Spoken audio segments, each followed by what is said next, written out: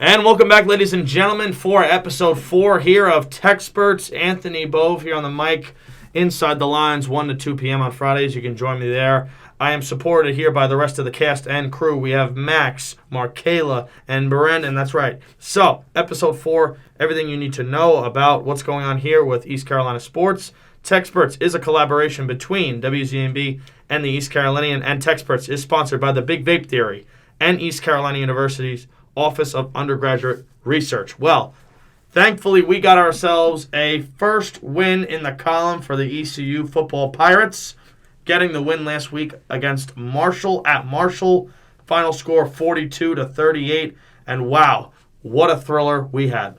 Wow, we went on the road and won the first game of the season. It was impressive. We needed it. We were down 0-2, and to go down 0-3 and strive for that 6th win that the Pirates have been fighting for would be extremely difficult. We were talking about it earlier. Holton played a much better game. He threw for 368 yards, and he ran in a touchdown, received a touchdown, and threw 2 of them. And there's not really a whole lot that you could complain about that, getting that kind of performance out of your quarterback. Yeah, Houston basically said it in the press conference.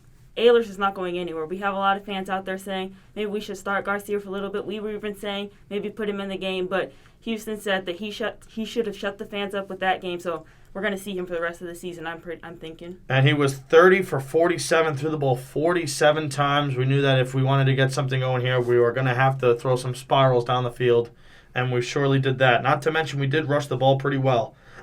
Mitchell running it, 13 carries, 135 yards, and a touchdown. Harris had himself another touchdown for himself, 13 carries for 34 yards and a touchdown. And the receiving core, obviously, very, very good. Yeah, and as we've been saying these past 4 episodes, the running game is the beneficiary of a good passing game. And as our passing game keeps going, throwing for 368 yards, as you mentioned, with 2 touchdowns, 2 from Holton, a receiving touchdown from Holton and a running touchdown from Holton, it opens up the door for Mitchell, running for 135 yards, 14 carries, 1 touchdown. I mean, the more we were able to throw the ball down the field and threaten with that pass, we're going to open up that lane and we're going to be able to pound the ball as Houston wants to. I mean, Houston's obviously a run-first coach, as we've been talking about. But as getting that passing play developed, we are developing our run play. And Keaton, this season, is looking like he's the beneficiary of that. Mm-hmm. He's great out the backfield, even on the catch. He's a great pass-catching running back, able to work the perimeters. A little bit different, especially since our passing plays, we like working down the field, middle of the field, as opposed to those short passes. So having Mitchell work onto the outside, it helps a lot. And as far as the running game, on the flip side for Marshall, their running back had 24 carries, 189 yards rushing, and 3 touchdowns. They were running the rock like no tomorrow. Not a bad game for Marshall either. No, not a phenomenal game. Any other game, they would beat us. Yeah. Phenomenal game from both sides. The final score was 42-38. I mean, it's as tight as it could be. Mm-hmm. And this is a great game for ECU. Now that 6-game wins are not looking so far out. We're only 1 game. We have 1 game that we've won. We're 1-2. We got a game that we feel very confident going into, especially going over to Huntington, West Virginia, and upsetting Marshall, a 2-0 team going into it. We're feeling very confident coming in 1-2 versus Charleston Southern, thinking we could come out of here 2-2. And then looking back at it, the 6 wins doesn't look as impossible. Right. Mm-hmm. You know, we might have to upset 1 team, but if we win all the games we're favored to win, we got 5 wins right there. Mm-hmm. So upsetting 1 team, and we've already almost upsetted South Carolina. So it's not off the table. It's not off the table. It's not out of the ordinary. And I think the good thing and a key takeaway here for this game here, East Carolina put up 21 points in the 4th quarter. 7.5 An offensive explosion. 21 unanswered. How about that? I mean, I think that's one of the most impressive things out of this game to take away from it. Scoring in each quarter except the 3rd quarter, and obviously just blowing the roof off the top of it in the 4th. Right. Like you said, looking past the stat sheet, you can look at this as the biggest moral victory that could have been the outcome out of this game. ECU, who was down going into the 4th quarter, was able to put up 21 unanswered points, and that's something we haven't seen out of an ECU Pirates team in a while. That's some fight that we need going forward for the rest of the season. That's ECU's largest 4th quarter comeback since 1992 against NC State, and we also just snapped Marshall's record of they had 21 consecutive games where when they scored 30 points in the game, they won the game, but we stopped that for them. So I think that's amazing. I think coming off of that, such a big win, coming back to Dowdy, it's going to be insane in there. It's family week, and there's going to be a bunch of people here. So if they can go and win away, then they can definitely come back home and win against CSU this weekend. Yeah, and I think that this game was huge, being as we as we mentioned in the last episode, we hold the edge over Marshall in this game. I mean, we are, based on history, we are better against Marshall. We hold the edge in this rivalry. And you don't want to go over there historically being the better team and then losing over there. So being down by 14 points in the fourth quarter, come back with 21 unanswered points is a big victory. And not only is it a victory for the offense, I think, because Holton made a lot better passes. He had more time in the pocket. He was more willing to make better reads as opposed to rushing himself. And threw for two touchdowns, ran for one, and caught one. But my biggest takeaway is not that he threw for touchdowns, but that he didn't throw an interception. Mm-hmm. Right. Yeah. That's Holton's biggest issue, is that when he does throw an interception, it leads to more falling apart. Yeah. Right? He gets frazzled. He starts getting sacked. He starts throwing another interception. But Holton came out, he played nothing but perfect. Right, completing 30 of his 48 passes, 368 yards, 2 touchdowns, no interceptions. As opposed to the Marshall quarterback, who didn't have a bad game either, throwing for 24 out of 39, 433 yards. But the difference there is he threw for 1 touchdown, 2 interceptions. So that changes the whole tide of the game, because now you start doubting yourself, thinking, should you throw it down the field? So big win for Holton, but then also on the defensive side of the ball, we really took the edge from the South Carolina game when we came up big. Yeah. I mean, forcing another big fumble right at the goal line for another touchback. I mean, that shows me not only that we're gonna, force fumbles, but that we're not gonna give up till they're past the goal line. Mm-hmm. Yeah. I mean, we're getting these balls that could go either way, but we're getting them because we're not giving up. And so I think that's the real moral victory here that we got to take away from our ECU defense. And a quick little takeaway and stat here for you. Time of possession-wise, we had it for 34 minutes compared to Marshall had it for 22. So we actually kept the ball, held it in our possession longer than they did, and in theory, winning the game. So that's a big help there. But if you look at all other major categories, Marshall actually led in total yards, passing yards, rushing yards, and yards per play, all in favor of Marshall. Right, but what you got to think about, the name of the game at this point is control the clock and end with the ball in the end zone. Mm-hmm. I mean, the longer you can keep the ball out of the opposition's hands, the better, right? The more you can keep the game in your control the tempo of the game, you're going to be better off. As long as you score. As long as you score. That's the key, as long as you're going to end in the end zone. Right. And so, there's not much more that we could say about this game. I think it was a big win coming out. As we said going into this game, that this game was a must-win. You can't start the season 0-3 and expect to get 6 wins. It's just not going to happen, especially with the teams that we're expected to play. I was thinking that maybe if we didn't win this game, we might get 3 wins. But now that we're 1 game in, we might be able to make some magic happen. We might be able to make some magic, especially coming off this win, because it's not no ordinary win. Right. It's a big win. It's a big one. We were down with 21 unanswered points in the fourth quarter with a 7-minute offensive explosion. Right. So it's not just, a good all-around win. It's a big come-from-behind win when you're in, hostile territory, and you needed the win. Yep. So coming into it facing Charleston Southern next week with the game that we think that we could probably win here. And then after week 4, if we win this one going 2-2, that, as we were saying, that 6-win goal is looking very possible. Yeah. So looking forward, we're looking at Charleston Southern next week. Yes. Yep. How are we feeling about that game going into it? We have momentum now, and I feel like that there's a strong chance that we can take the momentum we had from our first home game. We had Pirate Nation out there supporting us, and ECU looked good on the field when we had the crowd backing us up. So how can we take this win and turn it into another win this week? For me, it comes down to the offense. I feel very confident in the defensive side of the ball that they're carrying these wins over and they're learning from them. Mm-hmm. They're learning not to give up on the play. They're getting these interceptions. They're getting these fumbles. I feel very confident about that. My biggest worry is that our offensive line is going to break down and Holton's not going to have enough time to run or have enough time to pass. Holton's a really good quarterback and he could pass very well as long as he has time to make those reads. Now, when he's not as quick as some other quarterbacks, but when he gets pressured, that's when he starts getting a little bit fragile. So if he can keep the guys off his back, breathing down his neck a little bit, I feel very confident that we're going to be able to move the ball up and down the field. But I'm not worried about our defense as much. Yeah. I feel like in the last couple of weeks, we've seen a huge defensive growth, especially from the App State game. South Carolina game, the only reason we were in that game, in my opinion, was our defense. Our defense getting a couple interceptions, holding one at the goal line.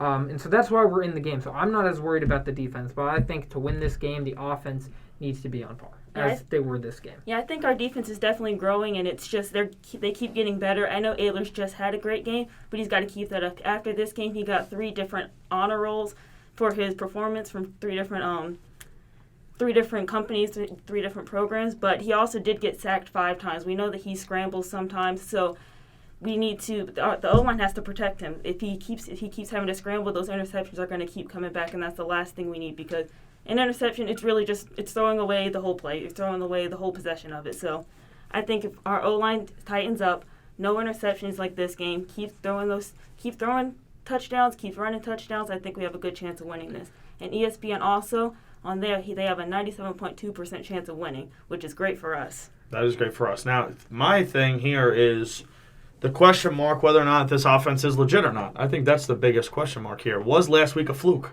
I mean, we Right. put up Or is 42 this legit? points. I understand, but Right. can they duplicate it? Right. Can we go back to what we just did last week? And I think it's very possible against a Charleston Southern team. This game, this Saturday, 6 p.m. on ESPN Plus. You could tune in. It's going to be Parents' Weekend, so it's going to be very important. A lot of Pirate families in weekend or in town this weekend.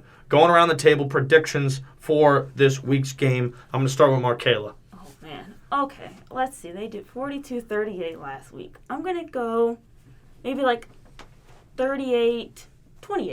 I think we're going to have a pretty good lead on them. I think we're coming in with a lot of momentum, like we already said.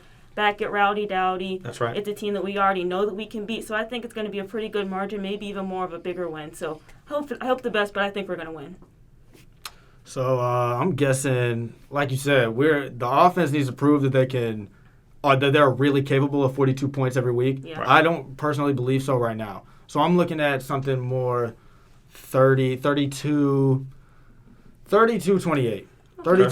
I think it's going to be more close. I think it's going to be high impact on both sides for the offense, but I think it's going to come down to a field goal. Okay. Either make or miss one. I'm going to go different. I'm going to go 35-14 ECU to win versus Charleston Southern. And I really feel like this is going to be a defensive takeover. Our defense has been incredible these last couple games. I really feel like they've been playing very well. They did give up 38 points versus Marshall, but what you got to think is they've hung in there even when the fourth quarter allowing 0 points, down 14 to go into it. So they really have been playing well. Coming on the offensive side of the ball, I think the key is we were talking about the sacks have been an issue for ECU offense.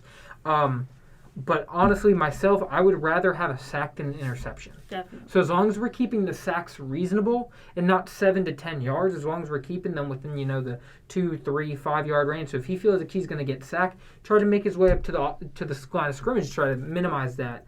And I don't feel like the sacks are going to go away this entire season. The offensive line has been struggling. We're not able to protect Holton, especially from his blind side. They're getting free rushes off that. But I still think that if we're able to get half the protection that we were versus Marshall, we're going to come up with a lot of points. Because, like we've been saying, Holton's got a good arm.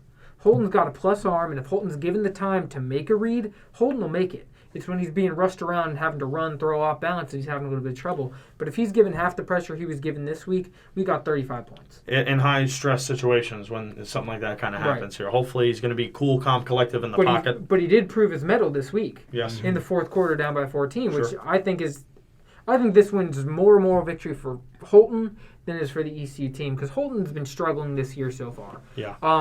Against the South Carolina team that they definitely should have beat. Yeah. Going up on the first play. Now, going into it, they shouldn't have won. But after the first play, they should have won. Yeah. Especially not scoring a point for a whole 20 minutes after that first play. So the whole kind of town is up in arms about Holton prior to this past week. And I was, it gets the town a little bit back on his side. He's charged up. He's not the enemy of Greenville. Right. He's coming back into a town that, wants him being a Greenville native. It feels great to win for the hometown team. And now he wants to come back and do that at Rowdy Dowdy. So I'm excited to see what he does. In front of the home crowd, which would be very good. My final prediction here, 31-21. ECU victory here, evening it out, 2-2. There you have it for this weekend. Charleston Southern coming into town, September the 25th, 6 p.m. start on ESPN+. I'm going to send it over to Brennan, who's going to talk about ECU soccer. Yeah, ECU soccer is going through a little bit of a rough patch right now. They had just lost their fourth game in a row on Sunday. They lost back-to-back heartbreaking overtime games. On Thursday, September 16th, they lost in overtime against USF 2-3. And on Sunday, September 19th, they lost in double overtime 0-1 to James Madison University. And really, defensively, the soccer team has been great. They've been able to score the ball, and they've been able to stop other teams from scoring. However, I think they're just in a little bit of a slump. I think they'll be able to get out of it quickly. They have more conference games coming up following their game at USF. They play SMU on September 23rd on Thursday here in Greenville at 7:05. So hopefully we'll be able to bounce back in a home game this coming Thursday. Please make sure y'all are out there and enjoy the soccer game here in Greenville. I'm going to send it over to Markayla with news with volleyball. Yep. So volleyball, as we know, started off their season 4-0, but they were back at home. Well, they started at home this past week with the Pirate Invitational. Played 3 games, won 2 out of 3. So right now their record is 4-5, which is great. They're going to start playing in their first conference game this Friday against UCF, and then stay in Florida and play South Florida that Sunday at 1 o'clock. So both away games, ESPN Plus for the UCF game, USFBulls.com for the USF game. I think they have a good chance of winning those, but conference games are always harder, as we know, for them. We have senior Bree Wood out there. She leads and kills almost every game. She's getting in her digs. She's almost at 1,000 digs in her career here, which would be the 6th player in history to do that. So I think she has a good chance. We have a lot more games left for volleyball, as they're going to play each conference team twice. So they have a good chance to really bring their wins over their losses. So stay tuned for that this weekend. Very nice. And I'll now send it over to Max with news on lacrosse. Yeah, so lacrosse is a spring sport, as we all know, but they did actually have their first scrimmage coming up.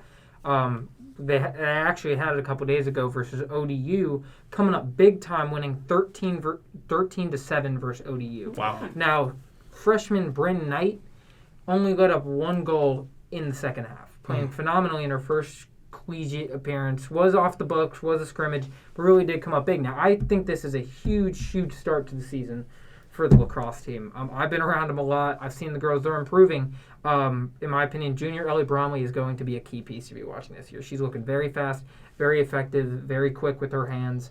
And I'm excited to see what happens. We just missed out on the conference playoffs last year, but I'll tell you, they are not missing out this year. Being that it's hosted here at Greenville this year, they do not want to see another team celebrate on their field.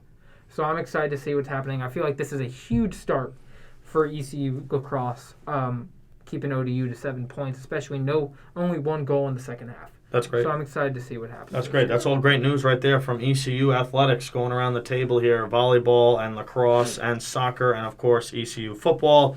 I tell you, folks, TECSpertZ is sponsored by the Big Vape Theory and East Carolina University's Office of Undergraduate Research. And keep in mind that TECSpertZ is a collaboration between WZMB and the East Carolinian. With all that being said, that wraps up the show here, episode 4 of TECSpertZ. And we will see you next time for episode 5. Anthony signing off here with Brendan, Markayla, and Max. We'll see you next time, everybody. Thank you. Have a good week, everybody. Bye. Everybody.